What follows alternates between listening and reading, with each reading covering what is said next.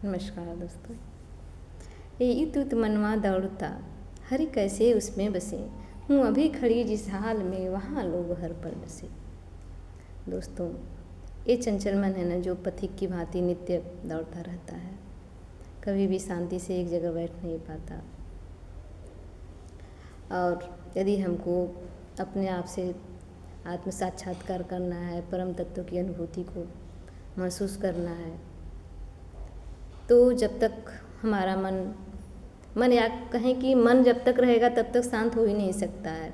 मन अगर तिरोहित जिस दिन हो जाएगा उसी दिन आत्म साक्षात्कार की अनुभूति होगी हमें।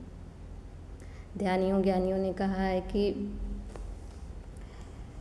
जब तक चेतना की शून्य अवस्था नहीं रहेगी तब तक परम तत्व की अनुभूति नहीं होगी। और यहाँ भी नमूना ये है कि एक भी विचार हमारे मन से कभी छूटता नहीं। अगर हम कितनी भी कोशिश कर लें अपने विचारों को छोड़ने का, तो कभी भी ऐसा नहीं होता कि हम निर्विचार कुछ देर बैठ पाएँ।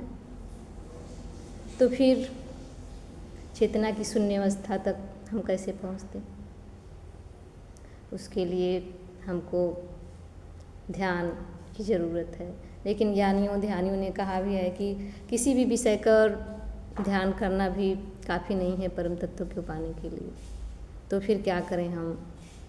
कैसे निर्विचार हों कि परम तत्व की हमें अनुभूति हो? उसके लिए हमारे जो ज्ञानी हुए हैं, ध्यानी हुई हैं, या फिर यूँ कहें कि जो जिन्होंने जाना है वो कहे हैं कि पहले साकार की हम छवि बनाएं अपने मन में, और अनेक नहीं, एक की छवि बनाकर उस पर अपने ध्यान को साधें। और जब धीरे धीरे ध्यान सज जाए तो उस एक आकार को भी तिरोहित कर दें। जहाँ वो आकार भी तिरोहित हो जाएगा वहाँ हमें उस ब्रह्म परम तत्व की अनुभूति होगी।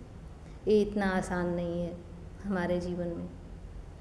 और जब तक लोभ रहे, क्रोध रहे, मोह रहे, ईर्ष्या रहे, तब तक हमको अपने जीवन में कष्ट पाना ही पाना होता है। ये हर मनुष्य की विडंबना है। या यूँ कहें कि हम मनुष्य जन्म लिए हैं तो दुख ही है इसमें। बुद्ध ने भी कहा था जीवन ही दुख है। तो फिर हमें परम तत्व की अनुभूति कैसे हो?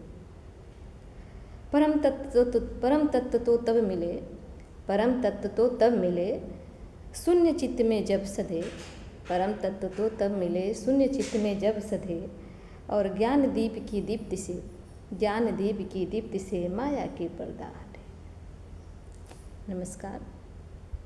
इसी के साथ मैं आप लोगों से विदा लेती हूँ।